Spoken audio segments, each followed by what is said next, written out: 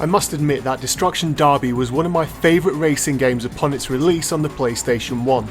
There was something therapeutic about smashing and pummeling your opponents as you raced around the track or arena, and it was a great way to let off some steam.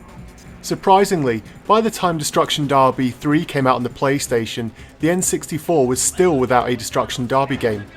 That was soon to change, however, with the release of Destruction Derby 64 in October of 1999.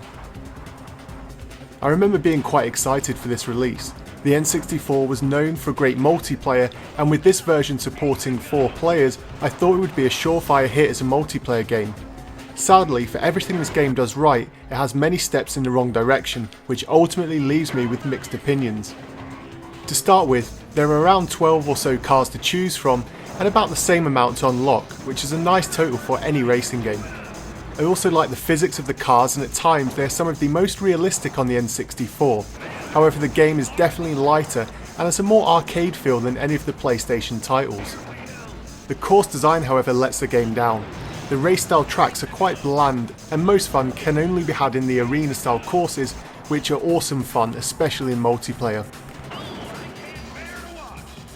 My main problem with the race style tracks is how the races are won.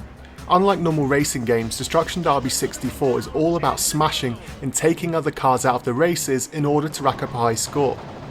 The weird part about the game is that you can rack up a high score very quickly and then purposely crash your car to blow up and still have enough points to win the round. Also, as cars get taken out of the races, you'll find yourself endlessly looping each circuit in a desperate attempt to find the last car to try and destroy. It's an interesting concept, but it would have been nice to have more balance in this points-based system, and it does have its flaws which ultimately impacts on the enjoyment in the game.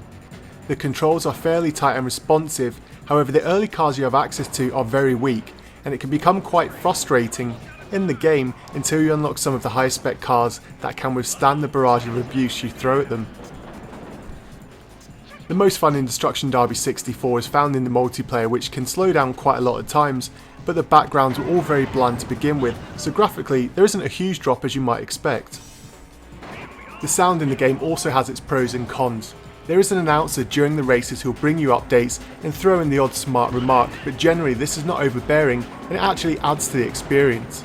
The sound effects are also nicely done, and there is a set of satisfying smash noises as you crash and bump your way to victory. The actual music, however, is horrible. It's a mishmash of techno-inspired beats, which is a bizarre choice, as I'd have personally much preferred a grungier rock-inspired soundtrack, which would have suited the on-screen action more.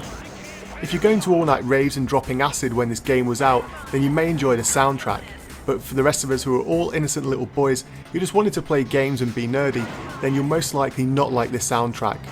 My suggestion is to pop in your iPods when playing this game and listen to some Metallica. Sadly, Destruction Derby didn't live up to the hype for me. It's not a bad game, it's just not a great game either. The series was already getting tired by the point this game came out, and it doesn't add anything new to the series that gamers won't have already experienced on the PlayStation. If you haven't played any of the games in the series, then I think you would have some great fun with this game, especially when you play it with some friends. But for those of us who remember the game's high points on the PlayStation, this is sadly going to be a game for you to miss. So what are your thoughts and memories of Destruction Derby? Were you introduced to the series on the N64, or did you already get all your car smashing action on the PlayStation by the time this game came out?